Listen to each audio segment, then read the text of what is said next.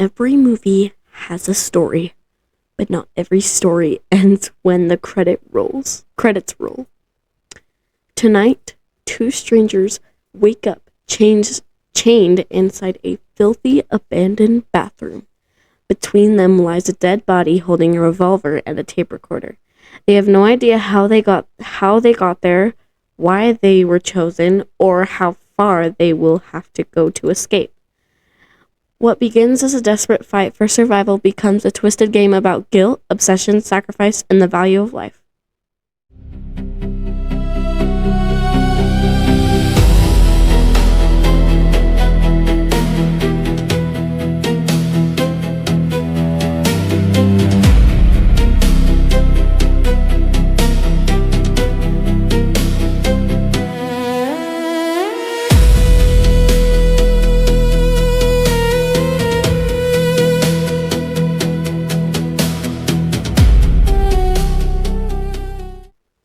Today we are breaking down the movie that introduced audiences to Jigsaw, launched one of horror's biggest franchises, and made millions of viewers afraid to hear the words, "I want to play a game."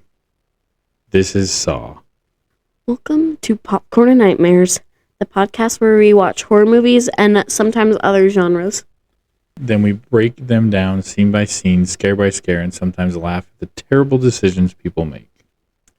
Every episode will dive into a different movie, talking about the story, the scares, behind the scenes, secrets, production trivia, practical effects, production cost, and memorable quotes. Sorry. I'm Chisum. And I'm Arya. Grab the popcorn and barista nightmares. Well, today we will be, like we said, today we'll be reviewing Saw.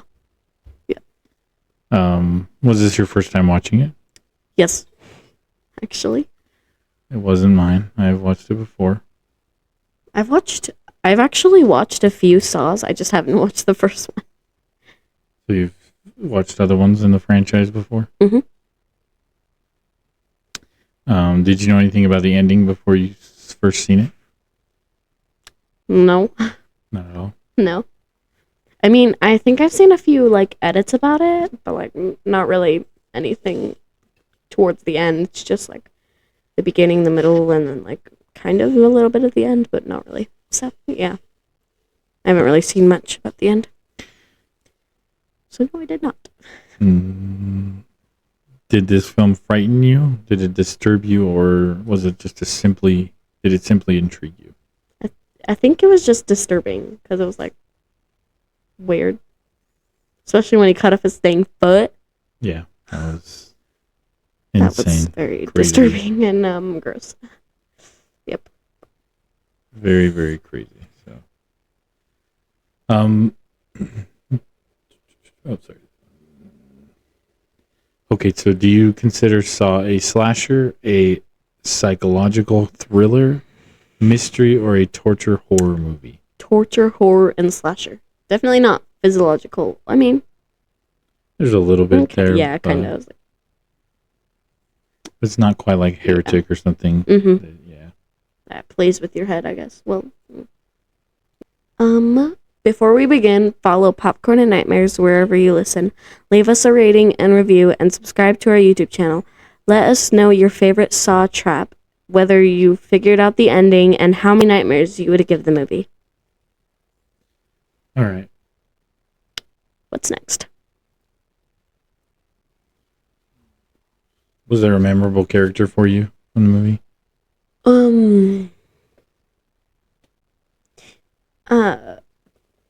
You know that guy that was at the hospital? The weird guy, I think he was weird. And then he came out to be in the ending too. He came out to be he came out to be trying to kill the mother and the daughter. Oh. Yeah, I when I saw that guy and I was wait.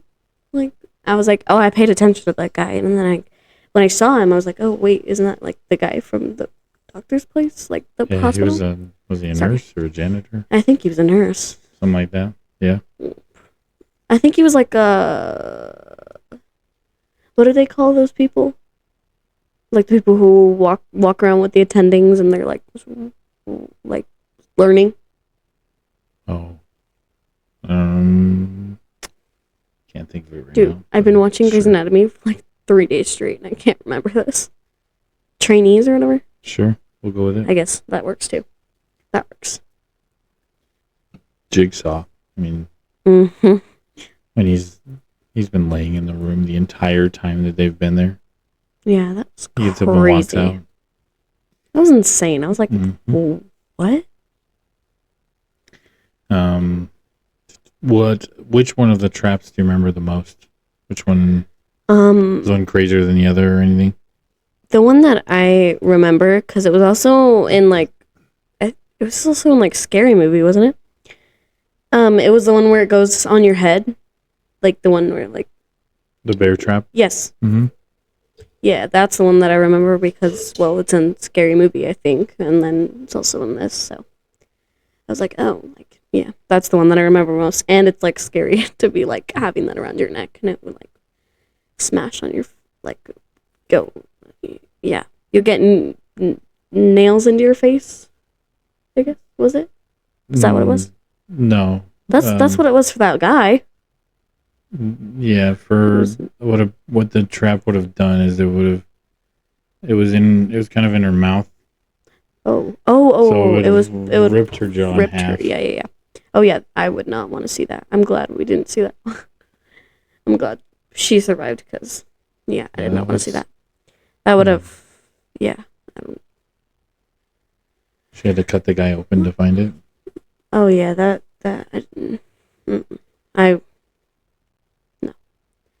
So some movie facts about this movie. The theatrical release of this movie was on October 29th, 2004.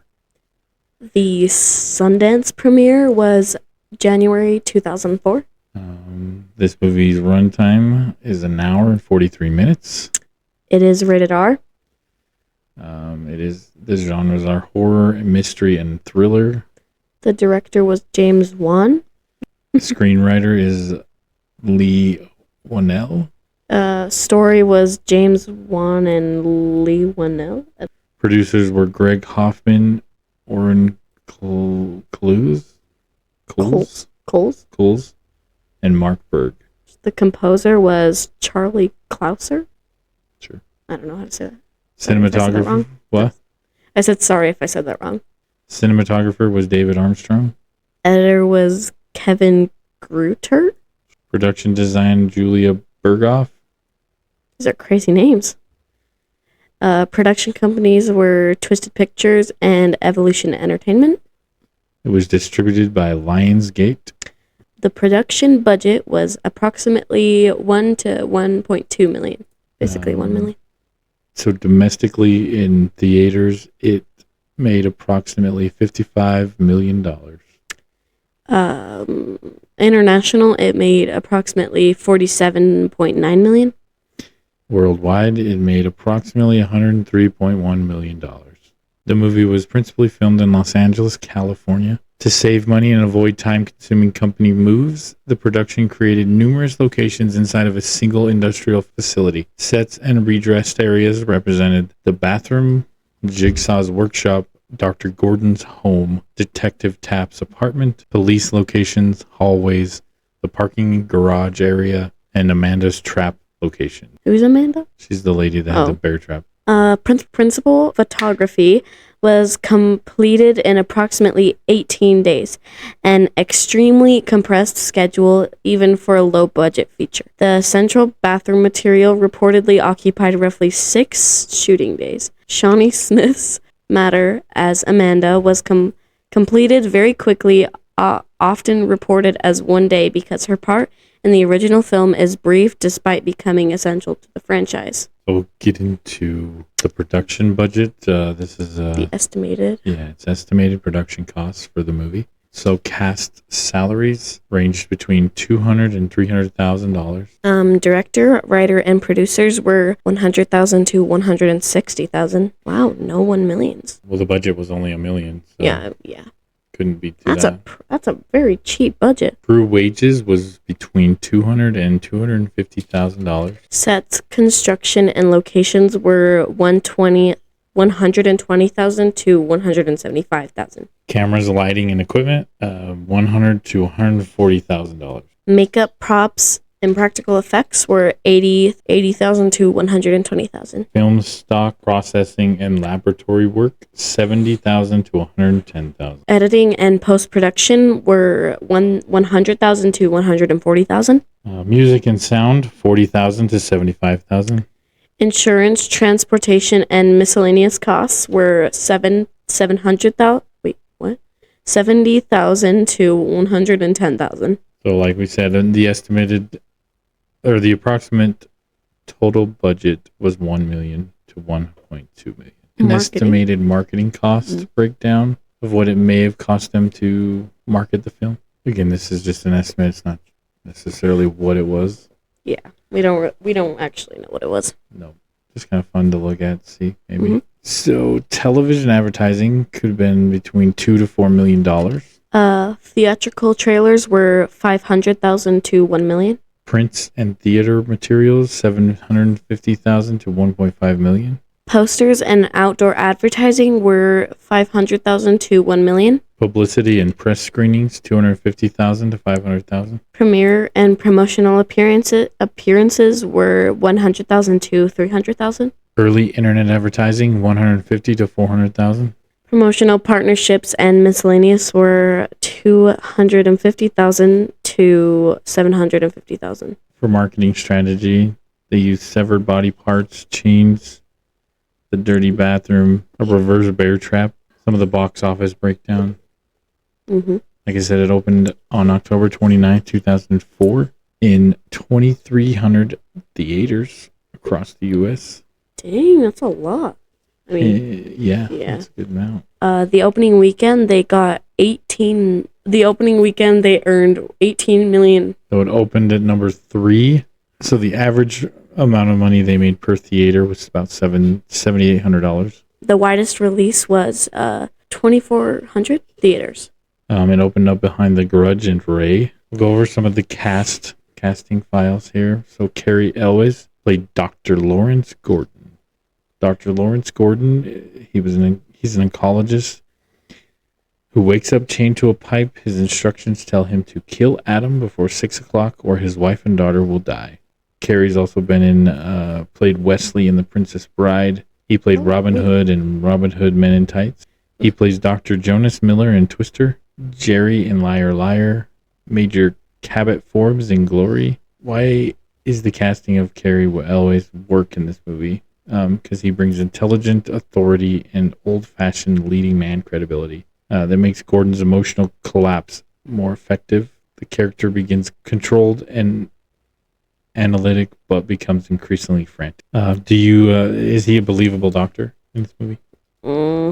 If they didn't tell you he was a doctor, do you think he would be a doctor? That I would guess that he would be a doctor? Yeah. Not really, no. Yeah, I didn't think so. I mean, I'm not saying he doesn't do good. It's just there's not a whole lot about it. He doesn't look like he'd be a doctor that much.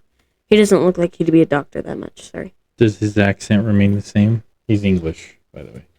Just so you know that. He's English? Yeah, he has a British accent. Oh. I was like, he's English. Yeah, he has a British accent. So does his American accent stay the same, or does it seem like... Oh, yeah. I didn't even know he had an accent, so, yeah. Is his final emotional breakdown effective? Is it believable? Yeah, definitely. I think it was believable.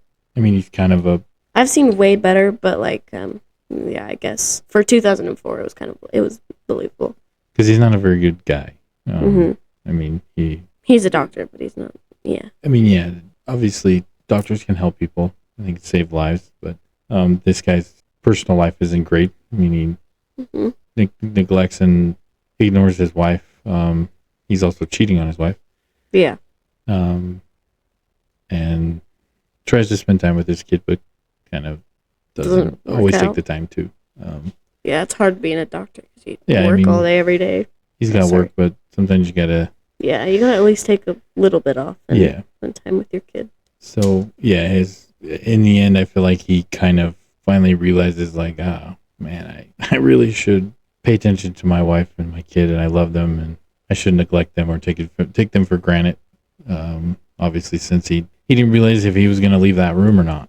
he really thought, yeah, I might die here. So He would have. I bet he would have never. I bet his life would have stayed the same if he wasn't in that room. So the only reason why it changed was because he was in that room and realized, well, he could have lost his family. Yep.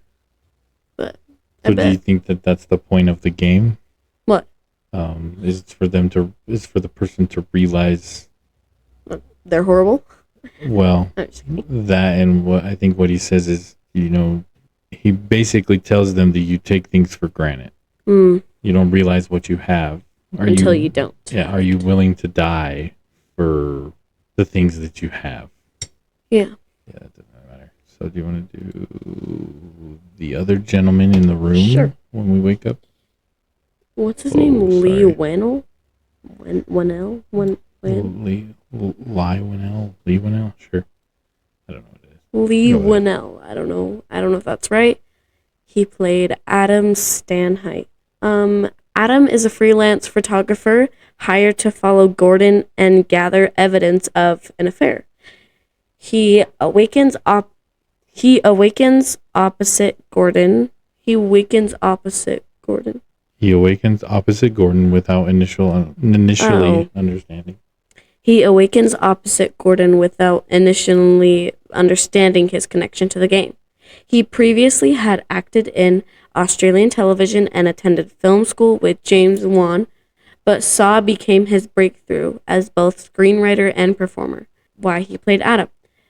He played Adam because using him reduced costs and placed the person most familiar with the script inside the central room. His nervous, sarcastic energy contrasts with Gordon's controlled personality. Is Adam likable? I don't know. I didn't really like him that much. He's kind of a scumbag. He takes pictures of people without them knowing. That's weird. Yeah, he's like Weirdo. The paparazzi. Like taking. Would you like your photo taken without your permission? No. You like somebody to hide in a bush and take your picture? No. That's like weird. That's like stalker. Well, he's getting paid for it. So. Celebrities have to deal with that stuff. So. Oh yeah, 1,000%. That sucks. Yeah, no, that's terrible. Do you think he was unfairly punished? Yeah. Wasn't he just stuck in that room once, like, the person left, the guy left? What's his name? Jigsaw?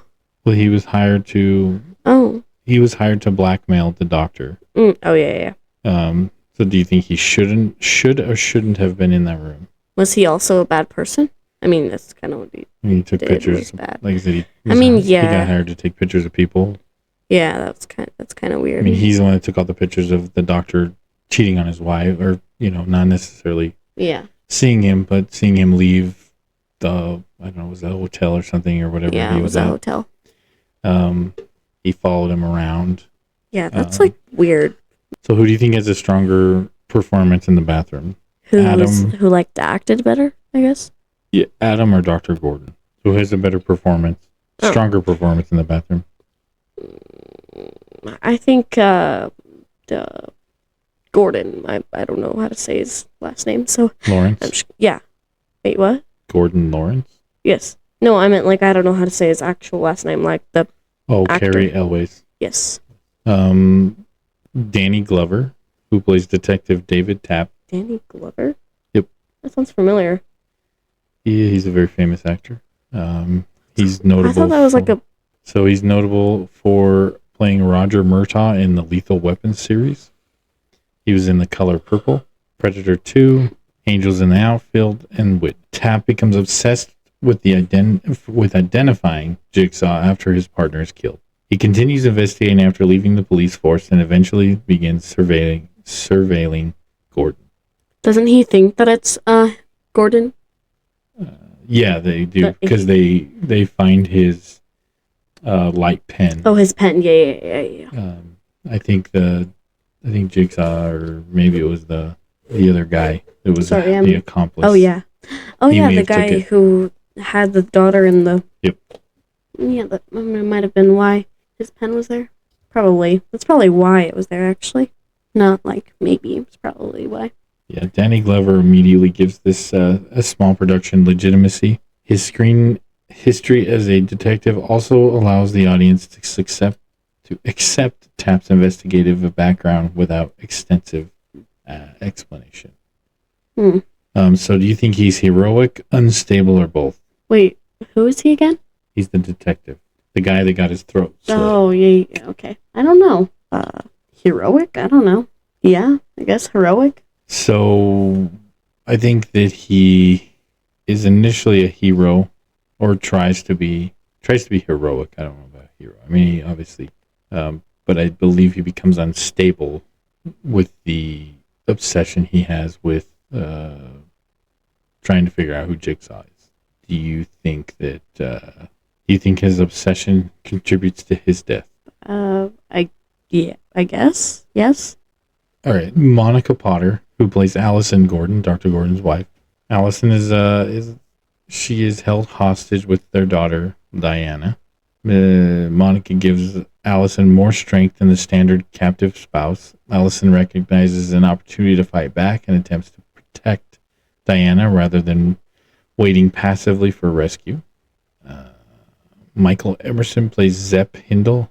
At the time, Emerson was respected for stage and television work, but had not yet become widely known as Benjamin Linus on Lost. Why he is effective. Zepp initially appears to be Jigsaw. Emerson makes him nervous, invasive, cruel, and strangely childlike. The performance supports the false villain twist while still allowing the later revelation that Zepp is also a victim to make sense. Ken Long is Detective Steven Singh. Singh is Tapp's partner. He is killed after triggering a shotgun trap while pursuing Jigsaw. Wong later became well known through Lost, Rush Hour, The Sopranos, and numerous film and television roles. And for the main character, Tobin Bell as John Kramer / Jigsaw. He is previously known, before Saw, Bell was primarily known as a character actor and background performer, appearing in projects including Mississippi Burning, Goodfellas, The Firm, In the Line of Fire, The X-Files, and 24. Why was he cast in this movie? Because Bell's calm voice and stillness were ideal for Jigsaw. He did not need to behave like a loud, theatrical slasher villain. He controlled delivery, suggested intelligence, conviction, and impatience. His performance challenges. Bell spent much of the bathroom material lying motionless on the floor. Remaining physically still for an extended periods was essential to preserving the twist. Shawnee Smith, who plays Amanda Young. Amanda is the only known person on this stage to have survived one of Jigsaw's games.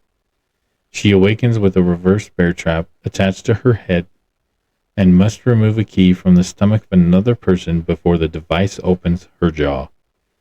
Smith later became one of the franchise's most important performers. Mackenzie Vega, Diana Gordon. Diana is Lawrence and Allison's young daughter. Her presence increases the urgency of Gordon's deadline and gives the hostage material emotional weight. Ned Bellamy, Jeff Rindenauer. Jeff is the man strapped to a chair during Jigsaw's drill chair trap. Police intervention saves him before the drill penetrates his skull. Benito Martinez is Brett. Brett is the attorney with whom Gordon is suspected of having an affair-related meeting.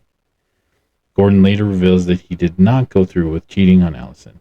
Who do you think there was anybody else who could have played these characters? No. I mean, of course people could have. Of course other people could have, but like they wouldn't play it exactly like them or as good as them. Or as good as them or anything like that. So let's look at some behind the scenes stuff here, huh? So how Saw began. So James Wan and Leigh Whannell met while studying film in Melbourne, Australia. They wanted to create a movie that could be produced inexpensively without waiting for a major studio to give them permission. They developed a story that largely confined two actors to one room. The limited location was a creative choice, but it was also a practical financial strategy. Rather than merely sending the screenplay to potential investors, they created a short proof-of-concept film based around the reverse bear trap. Whannell played the victim in the short. The short demonstrated Wan's visual style, Whannell's acting and writing, the central game concept, the puppet imagery, the aggressive editing, and the project's commercial horror potential. The short attracted the producers who established Twisted Pictures and helped move the feature into production. So, for creative control, Wan and Whannell were reportedly offered opportunities that could have separated them from their material. They prioritized an arrangement that would allow Wan to direct and Whannell to remain closely involved as writer and actor. That decision mattered because the movie's identity relied on its editing style, visual, grime, sound design, and final review. Sorry, I'm doing really bad today. So the 18-day shoot, the schedule created several challenges: little time for rehearsal, limited camera coverage, minimal opportunities for reshoots, actors performing emotional, difficult scenes rapidly, the sets being reused and redressed, complicated effects completed under pressure. How editing solved their problems was that the filmmakers lacked enough footage. When the filmmakers lacked enough footage for traditional scene construction, they used rapid cuts, speed changes, flash frames, insert shots, strobe-like lighting, aggressive sound effects, repeated visual fragments, and handheld camera movement. This approach became part of the franchise's visual identity. The bathroom set. The bathroom was designed to feel industrial, wet, diseased, forgotten, claustrophobic, large enough for visual variety, and small enough to trap the characters emotionally. The room creates an immediate mystery. Viewers do not know whether it is beneath a hospital, inside a factory, or somewhere completely disconnected from the outside world. There's probably more after. No. So the corpse in the center of the room. The body appears to be a storytelling object. It provides the gun. It provides the tape recorder. It establishes the apparent murder-suicide scenario. It divides Adam and Gordon physically. It remains constantly visible but gradually stops attracting attention. That final point is the trick. The audience looks at the body so often that it becomes part of the scenery. Billy the Puppet. James Wan designed and constructed the original puppet concept. Billy is not Jigsaw's literal identity. The puppet is a messenger and theatrical extension of John Kramer.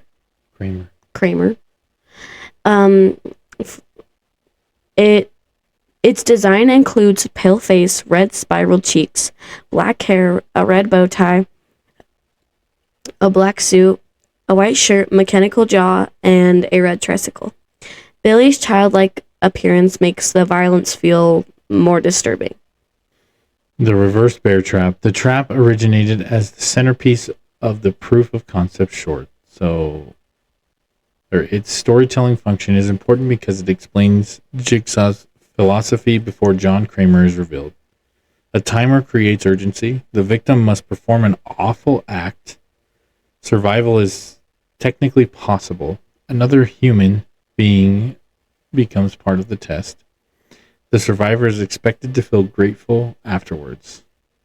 Wan later identified the reverse bear trap as his favorite trap and emphasized its importance to the project's early presentation. Dang. That's insane. They have a really low score on their tomatoes. Their Rotten Tomatoes. Oh, sorry. Charlie Clouser, is that the one? Closer. Clouser? That's it. Clouser? Okay. Mm-hmm. Charlie Clouser and Hello Zepp. Is it Zepp? Yeah. Composer Charlie Clouser created the score's industrial electronic sound. His background included work with 9-inch nails, which suited the film's mechanical and decaying aesthetic. Hello Zepp Hello, Zep accompanies the final chain of revelations. The composition builds through repetition. Repetition. The composition builds through repetition. As separate clues suddenly connect. Zep was being tested. The key was in the bathtub. The apparent corpse is alive. John Kramer is Jigsaw. Adam was doomed by a small mistake at the beginning. And Adam was doomed doomed by a small mistake at the beginning. Oh my god. The music became the franchise's signature theme. Klauser's industrial score is now inseparable from Saw's identity. So, some production problems. The greatest documented problem was the lack of time and money rather than one catastrophic incident. Some of the challenges included a shooting schedule of less than 3 weeks, limited takes, minimal rehearsals, maintaining continuity inside the bathroom, keeping the central corpse perfectly still, completing effects quickly, building numerous apparent locations within one facility, and capturing enough footage for the police and hostage storylines. Okay. So there was no widely verified report of any major on-set injury comparable to the dangerous accidents associated with some large action productions. Improvisation and performance adjustments. The production's fast schedule required actors and filmmakers to adapt constantly. The chaotic emotional style during Gordon's final breakdown works partly because the scene feels uncontrolled. His attempt to use the saw is not presented like a polished action sequence. It feels panicked, painful, and desperate. Deleted and altered material. Available editions contain deleted or extended material, but Saw was not radically reconstructed through later reshoots in the way some studio horror movies are. There were changes and trims largely served. Pacing, rating concerns, reducing repetition, strengthening the mystery, tightening the hostage material, and maintaining the final reveal. Get into the story here. So Act 1, the setup. So the bathtub. So Adam wakes underwater in a bathtub. As he regains consciousness and pulls himself out, an unseen object disappears into the drain. The object is the key to Adam's chain. This is the movie's cruelest hidden detail. Adam's potential escape vanishes before he even understands that he is trapped. So the bathroom. Adam discovers that his ankle is chained to a pipe. Across the room, Dr. Lawrence Gordon is similarly restrained. Between them is a man who appears to have killed himself. He is holding a revolver and a tape recorder. Blood surrounds his head. The men find envelopes carrying their names. Each receives a cassette tape. The instructions. Adam's message tells him to escape. Gordon's message tells him that he must kill Adam before 6 o'clock. Otherwise, Allison will die, Diana will die, and Gordon will be left to rot.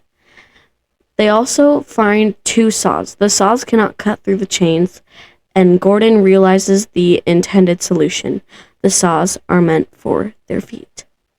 So the initial character conflict. Gordon tries to remain logical. Adam uses sarcasm and anger.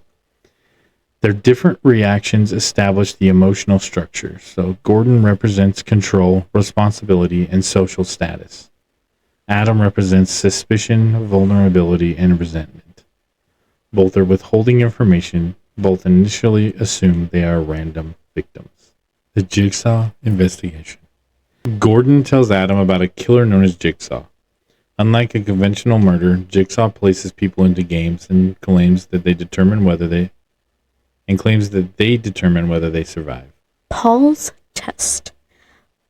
Paul is a man who had attempted suicide or self-harm, was placed inside a maze of razor wire. To escape, he had to force his body through the wire before a timer expired. Jigsaw's judgment was that Paul had treated life casually. The test required him to injure himself in order to live. So Mark's test was Mark claimed illness while apparently being physically healthy. Jigsaw covered him in a flammable substance and forced him to search for a combination written on a wall while holding a candle.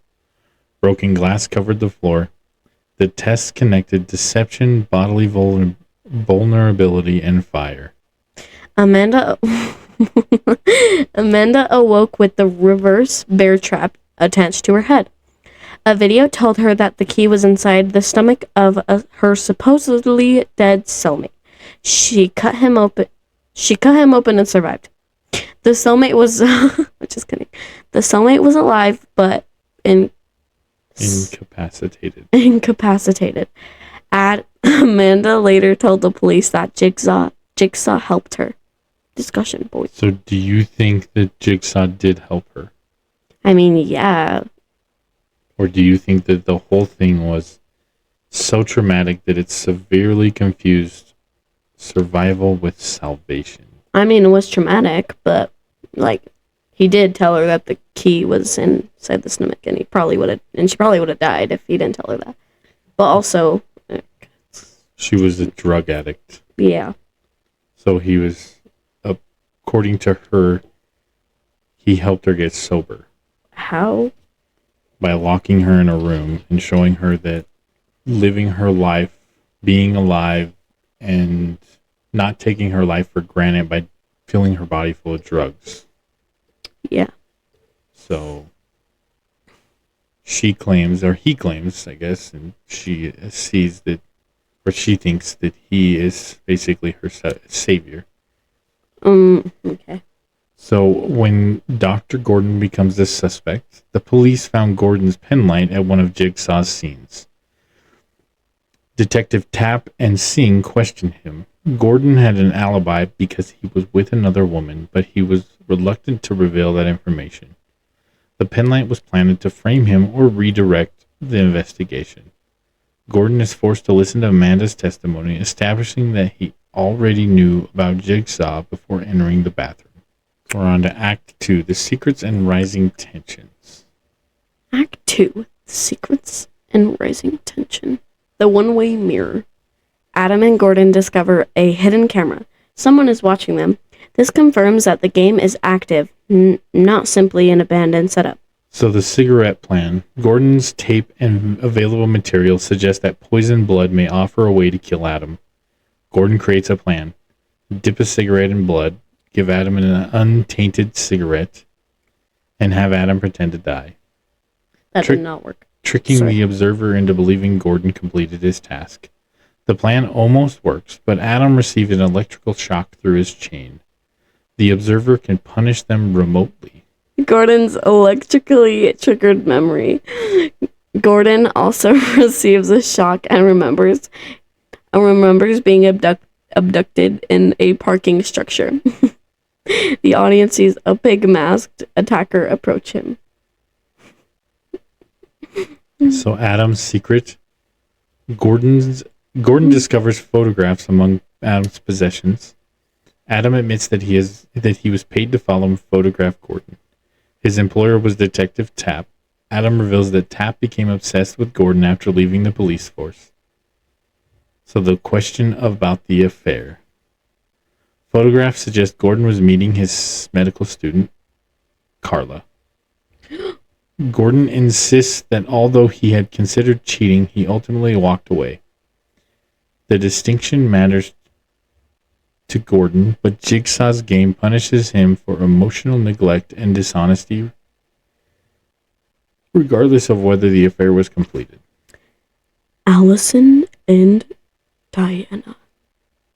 Allison and Diana are being are held hostage by Zepp. Just kidding. Allison is able to speak with Gordon by telephone, but must conceal the danger. Eventually, she warns Gordon not to trust Adam. That warning deepens conflict in the bathroom. Even though Adam's surveillance work does not make him responsible for the game. So Tap's obsession. Tap monitors Gordon's home from across the street. He sees signs of the hostage situation and intervenes. Allison fights Zepp and gains control of the gun. During the struggle, Tap enters. Zepp escapes. Tap pursues him. Tap and Singh's earlier raid. Tap's obsession begins when he and Singh located Jigsaw's lair. They found Jeff restrained in the drill chair trap. Jigsaw appeared in a cloak and mask during the confrontation. Singh attempted to save Jeff. Tap confronted Jigsaw. Jigsaw slashed Tap's throat. He sure did. Tep and Tap? Singh pursued Jigsaw, and Singh triggered a shotgun trap and was killed.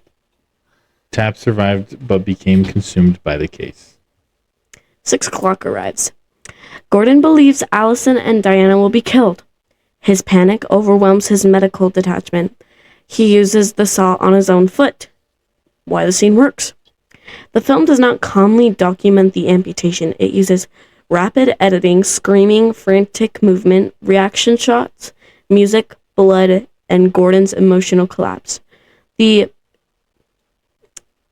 imagination completes what the movie does not show in prolonged detail.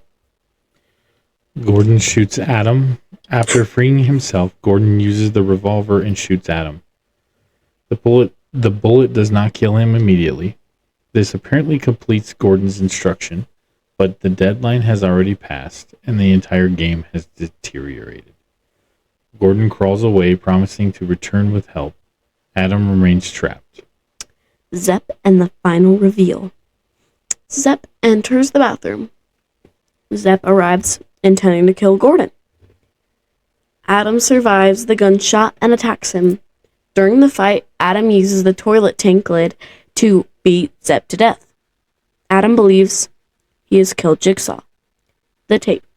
Adam searches Zepp's body and finds another cassette. The tape reveals that Zepp was not the mastermind. Zepp was poisoned. He had to follow instructions to obtain the antidote, whatever. He was another player in the game. So in the end, the body rises. The supposed corpse in the middle of the bathroom begins to move. John Kramer stands. He removes prosthetic material from his head and reveals himself as Jigsaw. Oh my gotcha. So things that connect John to Jigsaw. So Gordon had previously treated John for cancer. John was seen lying in the hospital bed in there. I believe it was when Dr. Gordon was, I think he was teaching all the medical students. Yeah, and he was laying in the bed. Yep. Turns out he was also in the bathroom too. The body's blood placement supported the illusion of suicide. Jigsaw knew details about Gordon's personal and professional life. John remained inside the room to observe the game directly. The electrical control device was in his hand the whole time. John tells Adam that the key to his chain was in the bathtub. The audience remembers the opening drain shot. Adam's chance of escape disappeared immediately through confusion rather than conscious failure. The final attack. Adam tries to shoot John. John activates the electrical current in Adam's chain. He walks over to the door, turns off the light, and says, "Game over." He closes the door, leaving Adam screaming in the darkness. What do you think of the guy who plays Jigsaw? I think his voice is perfect. He's not loud and crazy, just kind of chill, like a chill guy. Yep. So the central concept is simple enough to understand immediately. So two men are trapped in a room and one must kill the other. The screenplay then adds police investigation, hostages, surveillance, personal secrets, multiple suspects, flashbacks, and false villain. And then a final identity reveal. The complexity is impressive and the complexity is impressive given the budget. The atmosphere. 9 out of 10. The movie creates an oppressive atmosphere through sickly green lighting, rusted pipes, dirty tiles, industrial sound, flickering images, cluttered rooms, rapid editing, and constant uncertainty. The bathroom feels like a place separated from the normal world. It's pretty gross in the bathroom. Yeah, it's like nasty. I would not be sitting down. I'd be standing up that whole time. I mean, he reaches in the toilet with that was disgusting. He had like crap on his hand. Has shit in it. Yeah, that bathroom looks like it was used. Maybe Jigsaw had to take a shit. So some of the scares, the film is not built around constant jump scares. The fear comes from captivity, timers, physical helplessness, hidden observers, moral choices, sudden electrical punishment, and the possibility of self-amputation. The final revelation that the body was alive. Oh my god, Che. Would you have cut your foot off? No. No? No. Even if you would have been able to escape? No. You would have just died in that room? I mean, I don't know. I guess, yeah. But it's my foot. Actually, yeah. Yeah, I would cut off my foot to get out of there. I think I would. I don't know. But I would at least crawl. He didn't crawl out. He literally started sliding on the ground. I would have crawled on my knees. Way faster. Maybe he couldn't with his foot off. You never know. You don't use your foot to crawl. You use your knees. Yeah, but you don't know how much pain he was in. Maybe he couldn't. Well, he had 2 legs. He could have used the other one to crawl. Sure, he's missing a foot, though. Well, yeah. He only had 1 foot. He had 2, now he has 1. Really? Yeah. So the villain in the movie, Jigsaw, became memorable because he is not presented as a standard masked killer. His defying elements included a calm voice, moral lectures, mechanical traps, recorded instructions, and a theatrical puppet. So, personal research claimed opportunities for survival and refusal to identify himself as a murderer. Jigsaw insisted he is not a murderer, but he abducts people, places them in lethal situations, and uses victims against one another. He removes meaningful consent, designs tests with unequal or nearly impossible odds, predicts that many participants will die. His philosophy is an excuse for control, not a genuine moral distinction. Soundtrack. 10 out of 10. Hello, Zep. Transforms the ending from a simple twist to an emotional and intellectual rush. The score. Builds urgency. What? The score. Builds urgency. Unifies the flashbacks, signals revelation, creates franchise identity, and makes the conclusion feel larger than the budget. So practical effects. The film uses practical props and makeup effectively. Highlights are the reverse bear trap, Billy, bathroom corpse, razor wire wounds, drill chair mechanism, Gordon's foot injury, and the shotgun trap. The limited visibility often helps the effects. So the CGI, there is relatively little conspicuous CGI. The movie's weak visual moments are more often caused by speed ramping, early 2000s editing, low resolution inserts, harsh color grading, and limited production resources. Because the film relies primarily on practical staging, it has aged better than an effects-heavy, low-budget movie might have. Cinematography? Yeah. Cinematography, 8 out of 10. David A. Armstrong creates visual energy inside a room that could easily become repetitive. Techniques include high and low angles, wide lenses, rapid push-ins, close-ups on objects, circular camera movement, harsh practical light, obstructed framing. Sorry, I kind of messed that up. The ending succeeds because it revolves.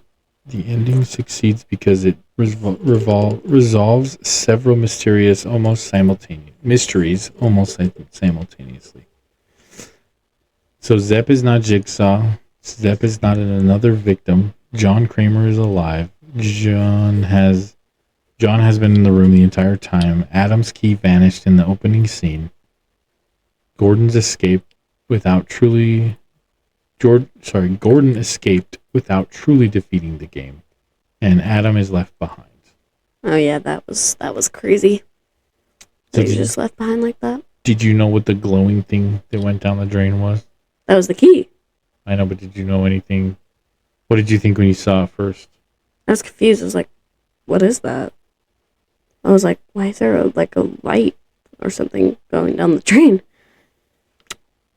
This is the key. Very concerning. Something was important about it, though, or else they wouldn't have showed it. But so some nightmare problems in this movie. So some plot holes and logical. So some plot holes. So why did John risk lying on the floor? Why do you think he was? Why do you think he wanted to lay there? I guess see what they would do. I don't know. Hear what they would say and because they were pretending to with the cigarette and all that, and I'm pretty sure he heard them and all that because he was right next to them. Mm-hmm. So, yeah, he knew that they were what they were planning or something like that. Yes. I guess, yeah. He just wanted to see what they would say or do, and yeah, I don't know. To witness it firsthand. Uh-huh. I mean, the problems there is he could have coughed. Oh, he yeah. He could have accidentally moved. He could have been hit. That would have sucked. hit by something and, moved or winced or whatever. They could have noticed his breathing. Oh, yeah. I probably would have noticed him, not gonna lie. If they would have examined him more closely, maybe they would have realized that maybe he thought he might not be dead. Mm-hmm. And then if they would have shot a bullet, he could have been hit by a ricochet. Yeah. I am curious that how do you think he remained still the entire time? Yeah, how did they not see anything? Do you think you could have laid there the entire time without moving? No. I'm way too impatient for that. I would have definitely moved in I don't even know, probably the first 10 seconds probably. I would have accidentally went and they'd be like, I don't think you could have been quiet or still for that long. Yeah, 1000%. Definitely couldn't have been. Definitely couldn't have stayed still that long. Is this how we're doing it now? I don't know. Yeah, how could he stay still, even with a sedative or preparation, remaining still through shouting, gunfire, and hours of physical discomfort strains? And that's insane. I don't know how he possibly laid there the entire time. Yeah, that was insane. I probably would have maybe moved a little. Yeah. When they were not looking, because it's risky, but I gotta move at some point, bro. I just can't do it. So why was Adam's key so easy to lose? Maybe they only wanted one of them getting out. I don't know. Placing the key loosely in the bathtub meant it could disappear before Adam knew it existed. Which it did. Yep. This undermines Jigsaw's claims that the game offers a fair opportunity. So what was Adam supposed to do? His instructions were less specific than Gordon's. His escape depended on a key that was lost immediately. Later, franchise Later, the franchise material offers explanations involving Amanda's interference. Adam's instructions were less specific than Gordon's. His escape depended on a key that was immediately lost. And later, the franchise's material offers explanations involving Amanda's interference. But within the first movie alone, the setup appears unfair. Why did Tap go alone? Tap had become obsessive and was no longer operating normally, but pursuing an armed hostage taker without calling for assistance was reckless. I mean, they wouldn't make it in time if he called for assistance, so... Sometimes calling for backup. Doesn't always. Sure. Yeah, I guess. But sometimes it doesn't work out for the people in the situation, sadly. Yeah, which sucks. Why do you think that... That's a stupid question. What was it? Well, why do you think the guy continues even after his wife escapes? He needs the antidote or else he'll die. Yeah. Why do you think they didn't try to cut through the pipes? That would have been a good idea. Yeah. They try to cut through the chain, which doesn't work. But, aren't pipes, thin? I don't know. It depends. The one... They could have, smashed the pipe in. Most of them were made of metal or some type of... Yeah. It would have been really hard to saw through even still. Yeah. At least try, but Adam broke his, so he had no luck. Yeah, he broke it and then threw it across the room. Yeah. So he couldn't do anything with it. The guy that gets shot by the shotgun trap. Oh, uh-huh. Was there a wire on the ground that he tripped? Why? So some of the weak scenes, some possible choices are some of the police dialogue is heavily expositional. Some of Gordon's family subplot occasionally interrupts bathroom momentum. Certain rapid editing montages feel dated. Tap's obsession could have been explored more deeply.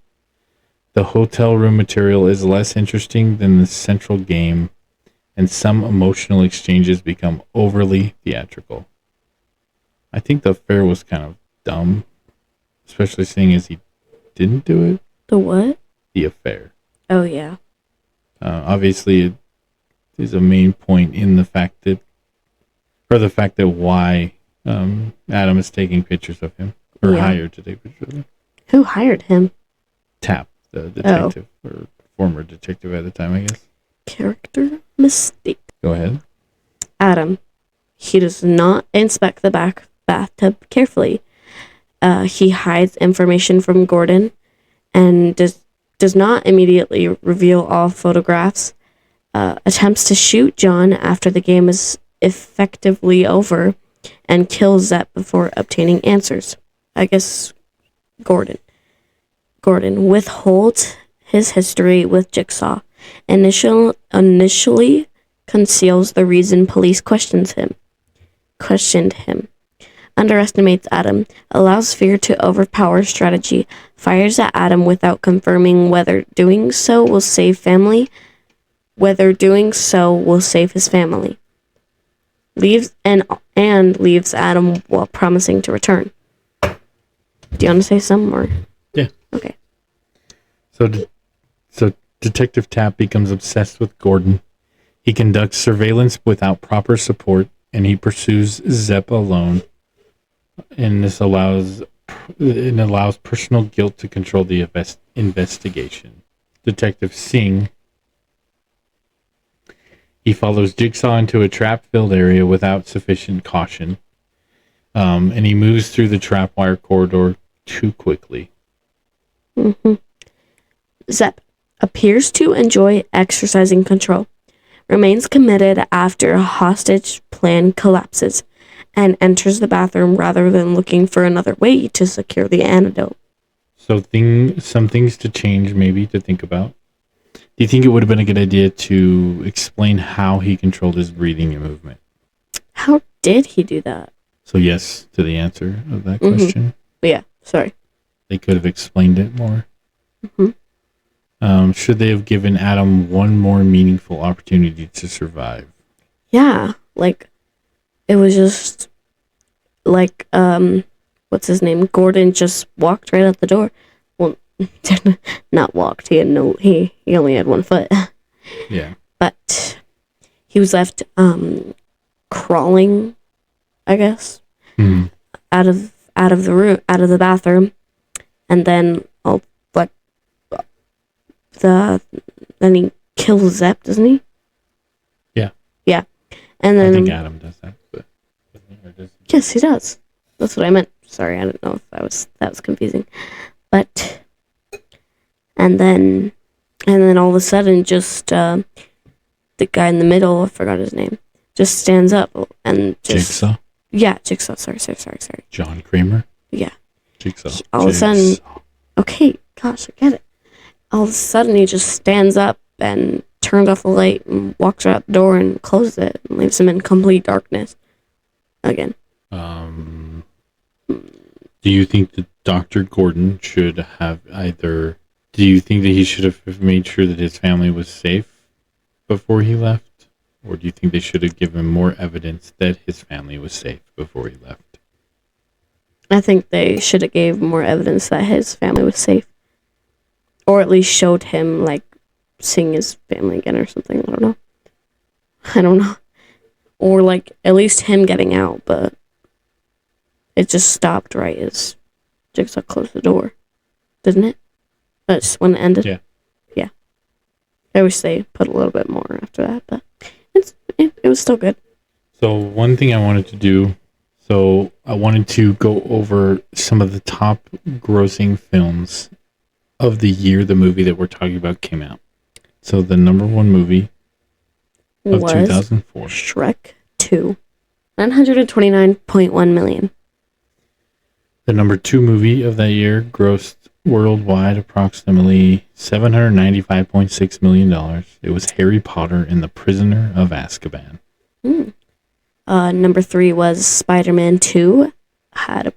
Was approximately $784.4 million. I mean, $786.4 million. Sorry. Number 4, The Incredibles with $631.6 million. Number 5 was The Passion of Christ.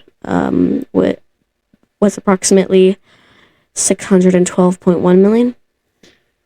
6 was The Day After Tomorrow, $552.6 million. You don't have to say approximately after. Okay.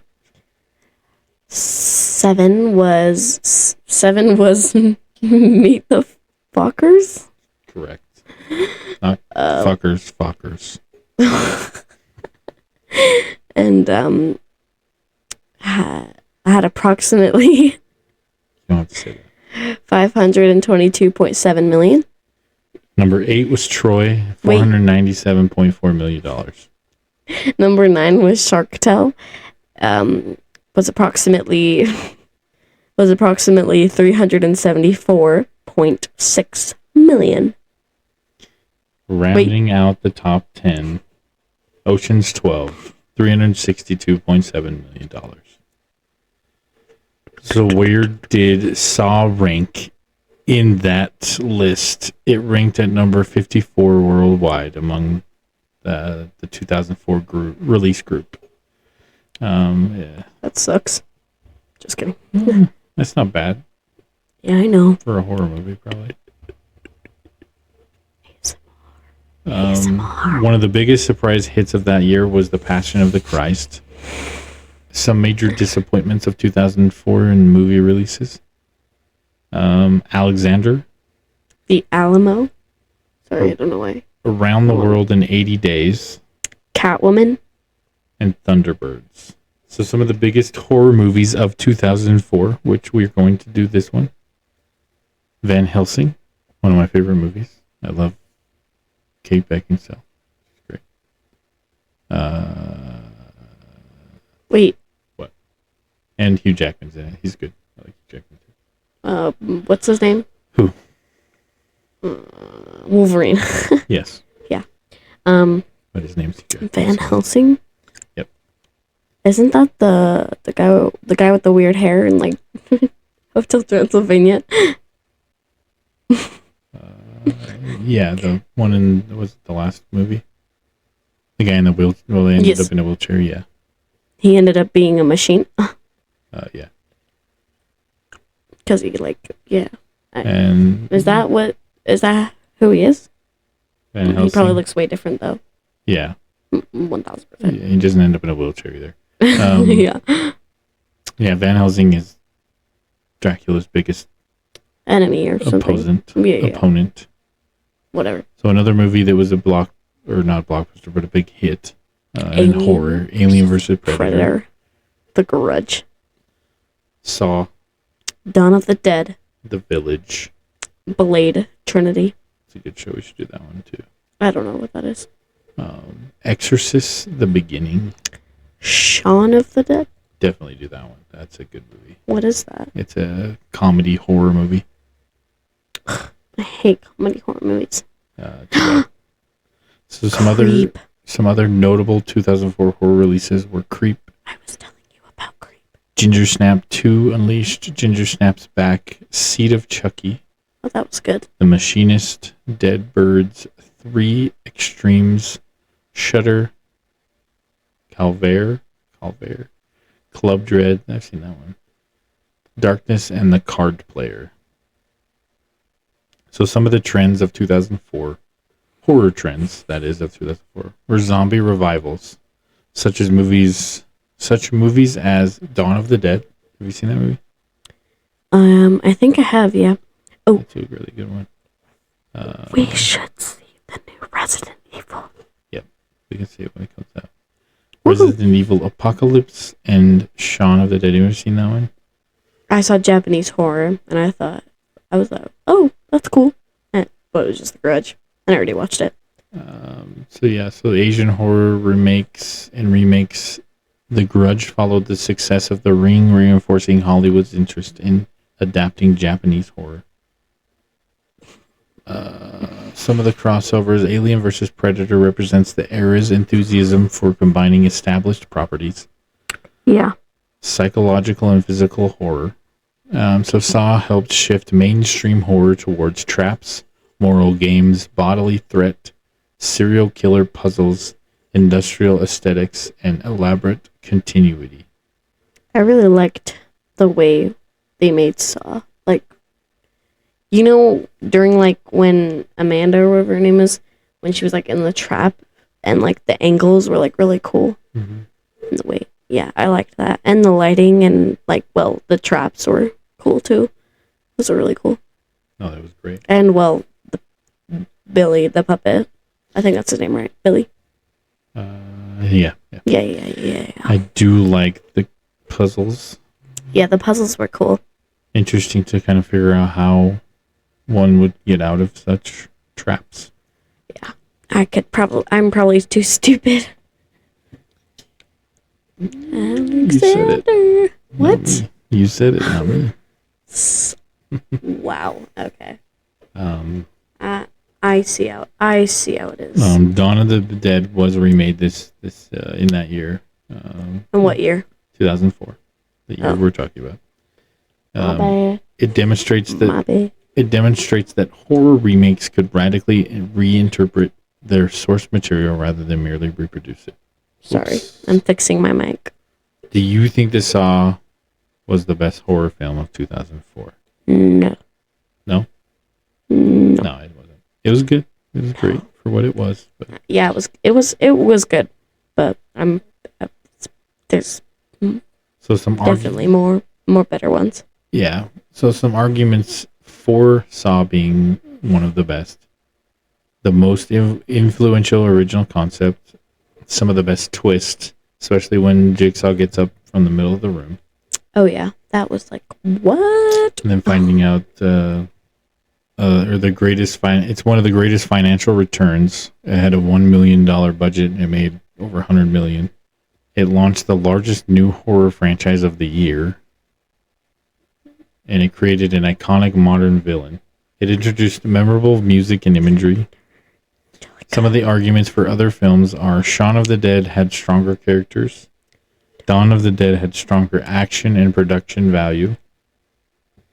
What's Shaun of the Dead?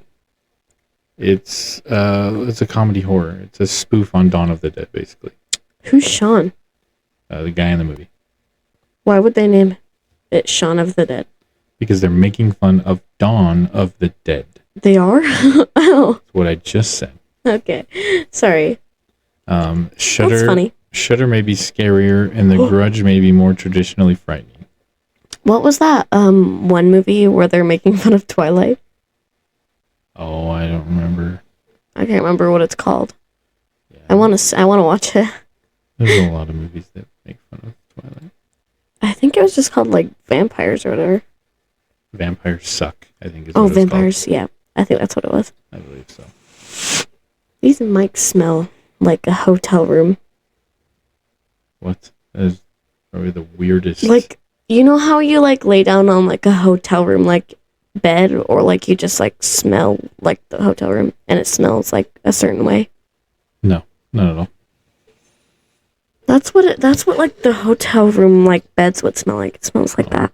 I guess that's sort of good. Which isn't bad. Clean? Which isn't bad. Is the word clean? Yeah. I like the smell of hotel rooms for some reason. Well, not the gross ones, the ones that actually smell good. So like the ones at Disneyland in California and Florida nice. too. Yeah, those are nice. Oh yeah, those were nice. But then I had to sleep on the couch. Well, inside the couch technically, because it was like a pull-out bed. The ones in New York were pretty nice, though. Oh yeah, the bunk beds. I like that. Well, I had to sleep in a bunk bed. Yeah. You guys slept on A bed. an actual bed on the floor. Not on the floor, but on a bed frame. Well, the bed is touching the floor, isn't it? It has legs. It has legs. Is it gonna run away? Probably. Are you gonna run away? I'm gonna run away. So some of the legacy of this movie, some of the critical reception, the original film divided critics. Rotten Tomatoes currently lists the film around 50%. That's insane. That's like really low. While Metacritic lists a score in the mid-40s. Critics frequently praise the premise and twists, but criticize the movie's nihilism. What? Acting, editing, and violence. Nihilism? Mm-hmm. What does that mean? That's the word. I think you don't know what it means, do you? Is it like the movie's nihilism? What the heck? What the heck? Nihilism is the philosophical position that life, values, truth, and meaning have no inherent or objective foundation. So audience respond. Audience enthusiasm was much stronger than the mixed critical reviews suggested. Yeah. I bet. People responded to the end, the traps, Jigsaw, the moral questions, the industrial aesthetic, and the mystery structure, and the promise of further games. Sundance reaction, actually. The film festival exposure helped generate interest before Lionsgate released it theatrically. The original plan. Oh, sorry. It's a film festival. It used to be here in Utah. Oh. In Park City. I don't know where that is. It's north of us. Okay. The original plan could have emphasized home video, but the audience reaction supported a theatrical release. Home video? Oh. So some awards and nominations that this movie got. Saw did not become a major traditional awards contender. Its larger achievements were commercial and cultural. Recognition centered on horror festivals, genre awards, audience awards, makeup and effects discussion, franchise popularity, and long-term cult status. Its lack of major awards. Cult status? Yes. What? Like cult films. Like there's a cult following. In this case, the cult is not terribly a bad thing. It just means people. Why are people in cults? What? In this instant, the cult is not terribly like a bad deal. It just there's a Saw cult. What? Yes. Well, there's a lot of movies that have cult following. A lot of Are we movies. thinking about the same type of cult? It's not exactly the same cult, Okay. but it's similar. Yes. I was like, It's what not are the you, bad what are you cult talking like about? in religions or whatnot. Yeah, okay. That's what I thought. I was like, what? Careers launched or elevated. James Wan.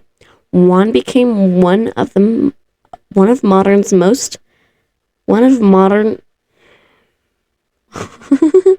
Wan became one of modern horror's most successful directors and producers. Later associated with Dead Silence, Insidious, The Conjuring, Furious 7, Aquaman, and Malignant. So Leigh Whannell. Leigh Whannell? Sure. Let's do it. Whannell continued writing and acting before directing films including Insidious Chapter 3, Upgrade, The Invisible Man, Wolfman. So Tobin Bell transformed from a respected character actor into one of horror's most recognizable figures. Shawnee Smith. Amanda developed from a supporting survivor into a central franchise character. Kevin Greutert. The editor later directed multiple Saw installments. So some influences on horror. Saw influenced a wave of films involving captivity, time challenges, moral punishment, mechanical death devices, grimy industrial locations, interconnected. Grimy? I thought it was grimy. Grimy? Grimy. Grimy industrial. So grimy industrial locations, interconnected victims, graphic bodily stakes, and elaborate twist endings. Movies often connected to this trend include Hostel, The Collector, Captivity, Would You Rather, Escape Room, Vile, and Choose or Die. Not all were direct imitations, but Saw helped prove that trap-driven survival horror had a large theatrical audience. The movie was labeled torture porn. This label became common during the franchise's rise, especially with later sequels and movies such as Hostel. Why it fits is bodily suffering is central. Traps are marked as attractions. Viewers anticipate elaborate injuries. The sequels increase the graphic content. Why it does not fully fit the original. You could do that away from your microphone, not into the microphone. The first film shows less gore than its reputation suggests. The main story is a mystery. Much violence occurs off-screen or through flashes. The bathroom drama focuses on psychology, and the final twist matters more than the body count. Saw, 2004. Saw 2, 2005. Saw 3, 2006. Saw 4, 2007. Saw 5, 2008. Saw 6, 2009. Saw 3D, 2010. Jigsaw, 2017. Spiral, from the Book of Saw, 2021. Saw 10, 2023. So this series has collectively generated more than $1 billion worldwide. So why has the franchise survived? It has low to moderate budget. It has recognizable Halloween release patterns. There's new traps in every movie. The serialized continuity, Jigsaw's philosophy, Tobin Bell's performance, reoccurring characters, some of the retcons and flashbacks, cliffhangers, and the audience anticipation of the final montage. How has it aged? Aged well. Central concept, ending, production design, practical props. Tobin Bell's voice. Charlie Clouser's score. Confined room tension. Moral arguments. Low budget ingenuity. So a new thing that I wanted to do was the kill count. So some confirmed deaths and deaths shown or established are Paul on the razor wire, Mark on the flammable jelly, Detective Singh on the shotgun trap, and Detective Tap shot during pursuit, and Zepp Hindle, he was beaten by Adam. Beaten by Adam. I'm not going to beat you. So some other ambiguous or complicated ones is the man that Amanda's game is killed when she cuts into him. And the corpse that we assumed was in the middle of the room is actually not dead. Technically, when the movie ends, Adam is not dead. Not dead. Gordon survives the imminent events, and Jeff survives the drill chair trap. So there's 6 deaths. Good job, Jeff. In this Who's movie. Jeff? He's the guy when the 2 detectives go in and they find the guy with the sitting in the chair with the drills pointing at his head. Oh, yeah. Wait, I thought he did die. Says what? No, they stopped it. Oh, I don't Why remember it says that. the drill chair trap because the head drills pointing at his head. Drill chair trap. Oh, good. Wait, hold on, don't speak.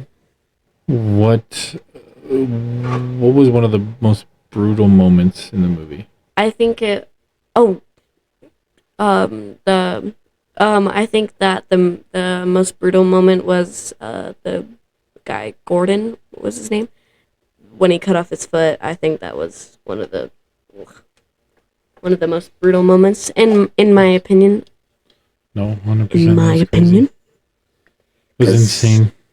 I don't think anybody wants to see anybody's foot getting cut off or their foot getting cut off. That would really suck if you got your foot cut off. Don't get your foot cut off.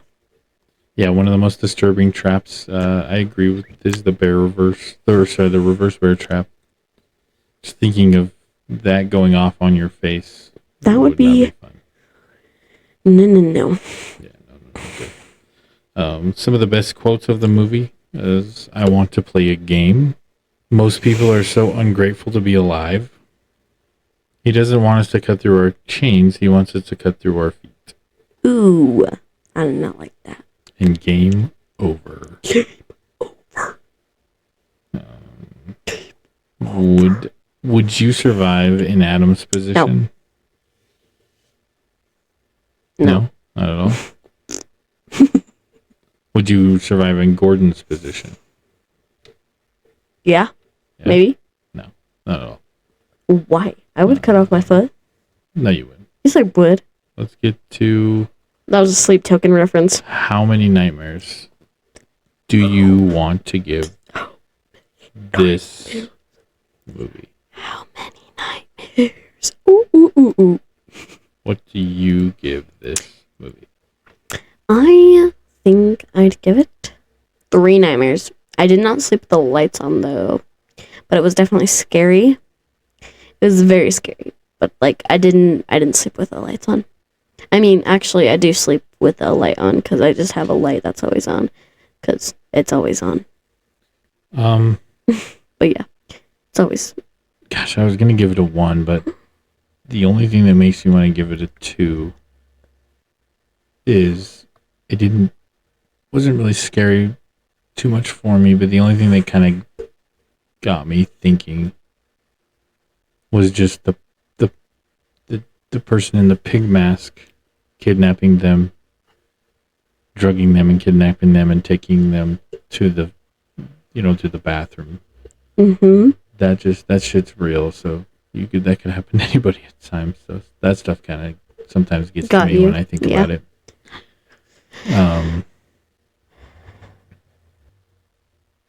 So did you, because I wanted you to watch this scene specifically. Oh, yeah. Did you predict that the corpse was alive or was going to get up towards the end of the movie? I was thinking, I was like, I'd check if he's dead, but like I wasn't. Of course I didn't know he would just automatically come to life. Like what the heck? Yeah. No. I. It's been a while since I first seen it. But I do believe that was a pretty big deal when that happened, because you were like, whoa, what is that guy getting up for? And he's alive. Yeah, that was very unexpected. I would have never guessed. No, not at all. Oh, do you think Jigsaw is a murderer? Wait a minute. Yes. Well, yeah. No? Yeah. Maybe. Yes. Kinda. I mean, like... Well, yeah. Yes. Yes. Yes. Right, yeah. I mean, he doesn't. I mean, technically, you're killing yourself.